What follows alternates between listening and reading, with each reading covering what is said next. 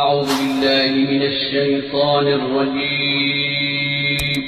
پناہ مانگتا ہوں میں اللہ کی شیطان مردود سے۔ بسم اللہ الرحمن الرحیم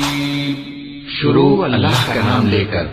جو بڑا مہربان نہایت رحم والا ہے۔ يسألونك عن الأنفال قل الأنفال لله والرسول فاتقوا الله وأصلحوا ذات بينكم وأطيعوا الله ورسوله إن كنتم إنما العزيز الذين إذا ذكر الله وجلت قلوبهم وإذا تليت عليهم آياته زادتهم إيمانا وعلى ربهم يتوكلون الذين يقيمون الصلاة کملی میں لپٹنے والے رات کو قیام کیا کرو مگر تھوڑی سی رات، یعنی نصف رات یا اس سے کچھ کم قیام کرو یا کچھ زیادہ، اور قرآن کو اچھی طرح ٹھہر ٹھہر کر پڑھا کرو۔ ہم ان قریب تم پر ایک بھاری فرمان نازل کریں گے، شک نہیں کہ رات کا اٹھنا نفس کو سخت پامال کرتا ہے، اور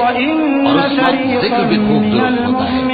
دن کے وقت تو تمہیں اور بہت سے شغل ہوتے ہیں، تو اپنے پروردگار کے نام کا ذکر کرو اور ہر طرف سے بے تعلق ہو کر اسی کی طرف متوجہ ہو جاؤ۔ اے نبی، مجاہد لوگ تم سے غنیمت کے مال کے بارے میں دریافت کرتے ہیں کہ کیا حکم ہے۔ کہہ دو کہ غنیمت اللہ اور اس کے رسول کا مال ہے، تو اللہ سے ڈرو اور آپس میں صلح رکھو، اور اگر ایمان رکھتے ہو تو اللہ اور اس کے رسول کے حکم پر چلو۔ مومن تو وہ ہیں کہ جب اللہ کا ذکر کیا جاتا ہے تو ان کے دل ڈر جاتے ہیں، اور جب انہیں اس کی آیتیں پڑھ کر سنائی جاتی ہیں تو ان کا ایمان اور بڑھ جاتا ہے، اور وہ اپنے پروردگار پر بھروسہ رکھتے ہیں، اور وہ جو نماز قائم کرتے ہیں اور جو مال ہم نے ان کو دیا ہے وہی مشرق اور مغرب کا مالک ہے، یہی سچے مومن معبود نہیں، اور ان کے لیے ان کے پروردگار کے ہاں بڑے بڑے درجے ہیں، باتیں یہ لوگ کہتے ہیں عزت کی روزی ہے۔ ان لوگوں کو اپنے گھروں سے اسی طرح نکلنا چاہیے تھا جس طرح تمہارے پروردگار والوں سے جو تم کو تدبیر کے ساتھ اپنے گھر سے نکالا، اور ان کو تھوڑی سی وقت مومنوں کی ایک جماعت ناخوش تھی، وہ لوگ حق بات میں اس کے ظاہر ہونے کے بعد تم سے جھگڑنے لگے، گویا موت کی طرف ہانکے جاتے ہیں اور اسے دیکھ رہے ہیں۔ وَإِذْ يَعِدُكُمُ اللَّهُ إِحْدَى الطَّائِفَتَيْنِ أَنَّهَا لَكُمْ وتودون أن غير ذات الشوكة تكون لكم ويريد الله أن يحق الحق بكلماته ويقطع دابر الكافرين ليحق الحق ويبطل الباطل ولو كره فكيف تتقون إن كفرتم يوما تستغيثون ربكم واستجاب لكم أني ممدكم من الملائكة مردفين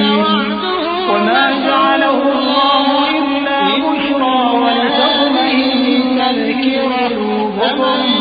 وما النصر إلا من عند الله إن الله عزيز۔ جس دن زمین اور پہاڑ اور اس وقت کو یاد کرو جب اللہ تم سے وعدہ کرتا تھا کہ ابو سفیان اور ابو جہل کے دو گروہوں میں سے ایک گروہ تمہارے لیے مغلوب ہو جائے گا، اور تم چاہتے تھے کہ جو قافلہ تمہارے پاس بے شان و شوکت یعنی بے ہتھیار ہے وہ تمہارے ہاتھ آ جائے۔ ایک رسول اللہ چاہتا تھا تمہارے مقابلے میں گواہ کو قائم رکھے۔ فرعون نے ہمارے پیغمبر کا کہا نہ مانا تاکہ ہم نے اس کو بڑے دردناک انداز سے پکڑ لیا۔ وہ مشرک ناخوش تم بھی ان پیغمبر تم لوگ اپنے پروردگار سے فریاد کرتے تھے تو اس نے تمہاری دعا قبول کر لی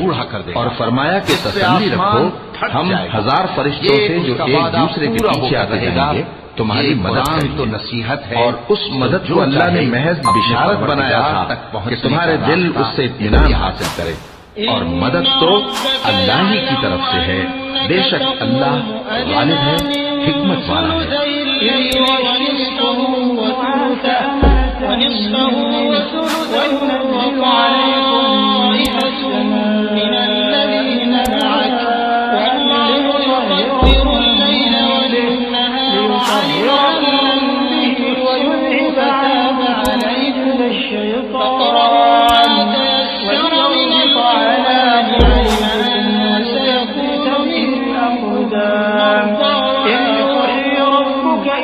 وآخرون يضربون في الأرض يبتغون من فضل الله وآخرون يسعون في قلوب الذين كفروا فاقرؤوا ما تيسر منه وأقيموا الصلاة وآتوا الزكاة وأقرضوا الله قرضا حسنا وما تقدموا لأنفسكم من خير تجدوه عند الله شديد العقاب. جب اس نے تمہاری تسکین کے لیے اپنی طرف سے تمہیں نیند کی چادر اڑا دی اور تم پر آسمان سے پانی برسا دیا تاکہ تم کو اس سے نہلا کر پاک کر دے اور شیطانی نجاست کو تم سے دور کر دے، اور اس لیے تمہارا پروردگار دلوں کو مضبوط کر دے تم اور تمہارے ساتھ تمہارے پاؤں جمائے 2/3 رات کے قریب تمہارا پروردگار فرشتوں کو ارشاد فرماتا تھا کہ میں تمہارے ساتھ ہوں اور تم مومنوں کو تسلی دو کہ ثابت قدم رہیں. میں ابھی کافروں کے دلوں میں روب و ہیبت ڈالے دیتا ہوں، تو ان کی گردنیں اڑا دو اور ان کی پور پور توڑ قرآن پڑھ لیا. یہ سزا اس لیے دی گئی کہ انہوں نے اللہ اور بیمار بھی کی مخالفت کی،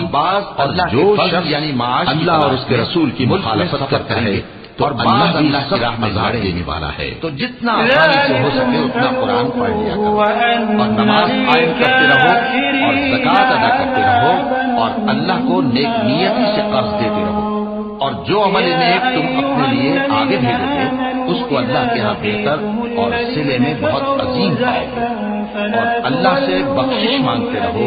بے شک اللہ بخشنے والا ہے، مہربان ہے. إلا متحرفا لقتال أو متحيزا إلى